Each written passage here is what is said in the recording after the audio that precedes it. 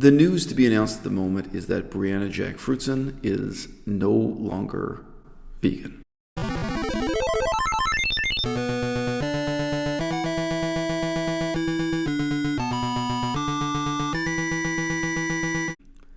Brianna Jackfruitson was an OG player in both the slacktivism game here on YouTube, representing the vegan movement, and also in real-world activism. And she had a huge advantage in that she lived back and forth between London, UK, and Chiang Mai, Thailand. So she was really connected to a lot of legit activists and not so legit slacktivists and YouTube personalities, both via Chiang Mai, Thailand, and in London, UK. London, UK remains one of the liveliest scenes for animal rights, veganism, ecology, you name it.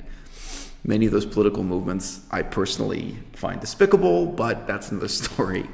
England has a long and colorful history of animal rights activism. It's the country where the word vegan was coined, where the world's first vegan foundation was created, so on and so forth. Nevertheless, Brianna, today I found out, has gone back to eating meat and dairy, gone back to animal products, and she says boldly that she's never felt better. Why?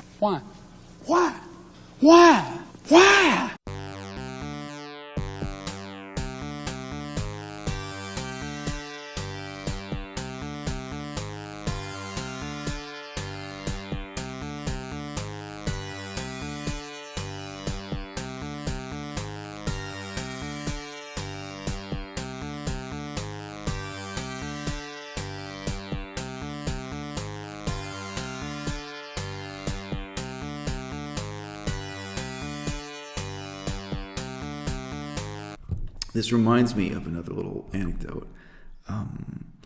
I chatted with someone on the internet a couple of times who was ostensibly a vegan activist. She had a website and she posted images, propaganda images for the vegan movement, which of course she hadn't created herself. A lot of the images I posted I did create myself, even if it was just taking a photo and adding a slogan or adding a pie chart, putting together some statistics. I used to put together my own vegan propaganda on the internet, and other people would repost it elsewhere. But anyway, she seemed to be a sincere, aspiring vegan advocate. And she had just finished college and moved into the workforce. Then one day, so casually, she announced she was going back to eating meat. And I was really shocked at that time. That was the first time I'd had that experience. And I mean, I wasn't close to her, but she was someone I talked to a couple of times. And I'm glad. I mean, she actually did reply to my message. I wrote to her saying, "Look, I'm just in stunned disbelief that you would do this." And I got to hear her reasoning, and I got to hear her explanation for why she made the decision. That really stands out in my memory, because for me, I mean, it absolutely never occurred to me that it was possible that once someone had made that commitment, that they could ever untie the knot. It absolutely did not occur to me that someone could unsee the things that they've seen. I mean, like, this girl, some of the images she was posting were slaughterhouse footage, or, the kind of things, telling you about how horrible the production of milk is, or how horrible the treatment of lambs is to produce wool and this kind of stuff. You think, I had never even considered it. I had never thought through the possibility that someone would take that step and then after a couple of years, take the step back again. And in her case, her justification was her health. And I remember I bookmarked her web pages to come back, because she did post images of what she was eating. And, when she went, it's not as if when she went back to eating meat, she was eating a rigorously healthy diet. I'll always remember this. This is burned into my memory.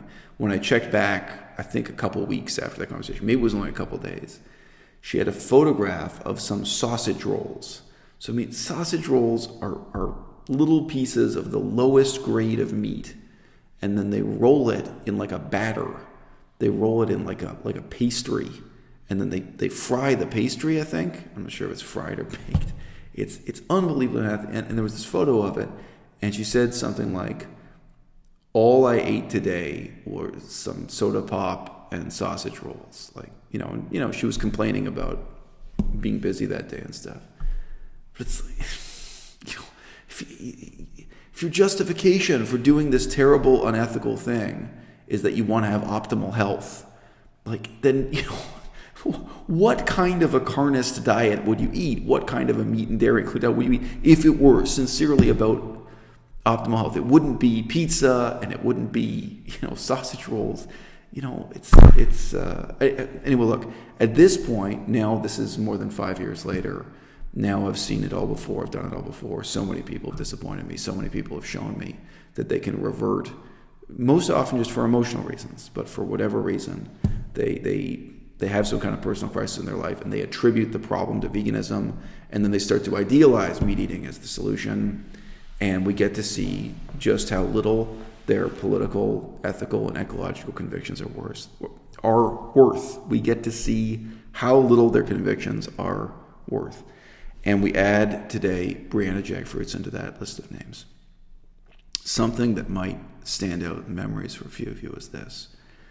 Before Durian Rider tried to attack me at the Chiang Mai Fruit Festival, his enemy number one for 2 years in a row, I think, was Brianna Jackfruitson. She was banned and she was kicked out from the Thai Fruit Festival in Chiang Mai, and she came anyway. She kept coming anyway.